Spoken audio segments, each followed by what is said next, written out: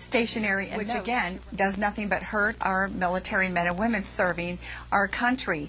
They are doing them a huge disservice, and people need to understand that when they cut the defense funding, these Democrats are complaining about issues at Walter Reed, some of the other medical facilities. Well, they're going to cut their funding. That's going to further hurt our wounded military men and women coming back from Iraq and Afghanistan, and I'd like to know how the Democrats are going to explain that. All right, so one could argue that at least they're being honest. In the past, that is the Democrats who have pushed for this. In the past, they've said, well, we're against the war, but we're going to continue to fund the war. Now they're saying they're against the war and they're going to stop funding the war. What do you make of that? I don't think that they are being honest in any way, shape, or form.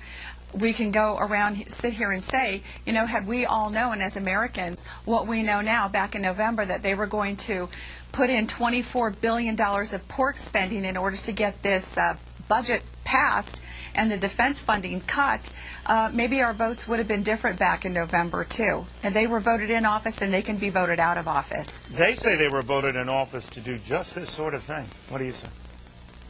They are not listening to the heart of the American people. The American people want us to win this war on terror. They want us to support our military, and they want our defense funding to stay in place. And they need to let the American military take the gloves off. They need to let them do their jobs. You can't send our military over there and expect them to do their jobs and then be Monday morning armchair quarterbacks and then have the unmitigated gall to charge 8 of our Marines from Camp Pendleton with murder. Those 8 Marines need to be released. Our military needs to be supported, and Congress needs to listen to the American people, and that is to support the war on terror and let our military do their job. Let me ask you, Deborah, and I know there's a lot you can't say about your son and where he is right now in Iraq and the nature of his missions, but has any of this filtered back to him, not only the debate back home, but now the debate to cut the funding back home?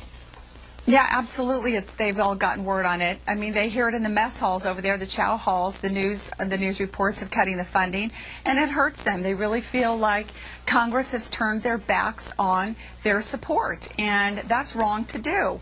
They're adopting and embracing this attitude of cut and run and wave the white flag of surrender, and that very much hurts the morale of our military. They feel like they're being left out to dry. All right, Deborah, I hate to close on a personal issue, but I'm always fascinated by your purpose and your drive, and your mom whose son is in harm's way.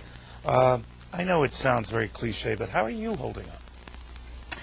It's very hard, Neil. It's tough. The days are long, and, you have that just a slight few minutes of peacefulness when you wake up from sleeping before reality sets in of the day of waiting and wondering of any phone calls, bad news or so forth. So it's tough, but I've got a great Marine mom support group that I'm a part of, the Blue Star Moms. I've got my Recon Marine moms across the country, and we email each other and call and write letters, and so it's a great network that I have for support. Well, you have a great son, and you're not so bad yourself, Deborah. Thank you very much. Good seeing you again. Thank you, Neil. All right, here we go.